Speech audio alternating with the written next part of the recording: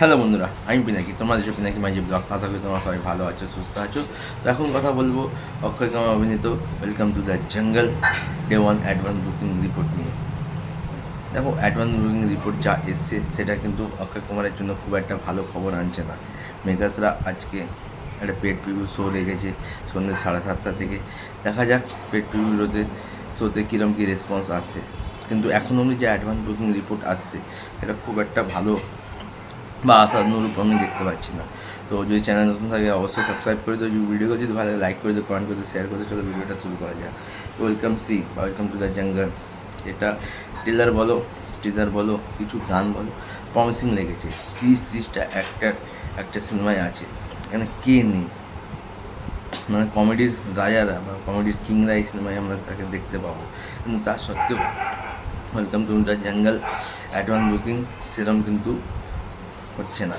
যদি এখন অবধি যে আর্লি এস্টিমেট উঠে আসছে বা এখন অবধি যা রিপোর্ট আসছে সেটা হচ্ছে মাত্র 90 লাখ টাকার কাছাকাছি অ্যাডভান্স বুকিং হয়েছে। শো ওপেন হয়েছে 5,700 এবং টিকিট বিক্রি হয়েছে মাত্র 39,000।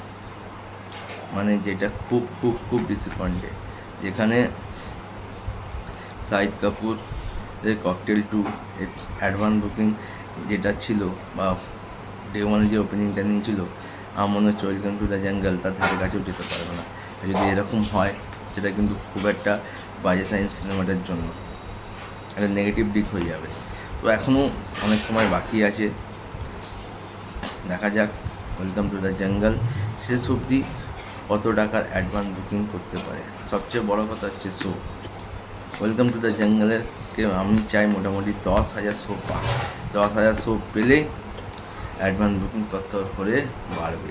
কিন্তু যদি 10,000-এর নিচে শো পায় তাহলে কিন্তু এই সিনেমাটার চাপ আছে। তো অক্ষয় কুমার কি পারবে তার ম্যাজিক ফিরিয়ে আনতে, নাকি তার ম্যাজিক পুনরায় মানুষের মনকে হতাশায় ঢুকিয়ে দেবে? তো এখনও অবধি যে অ্যাডভান্স বুকিং রিপোর্ট হচ্ছে 39,000 টিকিট সোল্ড আউট হয়েছে, 92 লাখ টাকা অ্যাডভান্স বুকিং করেছে এবং 5,700-র উপরে ওপেন হয়ে গেছে। তোমাদের মতামত কমেন্ট করে জানাতে পারো। আপাতত ভিডিও দেখা যাচ্ছে নতুন ভিডিও নিয়ে।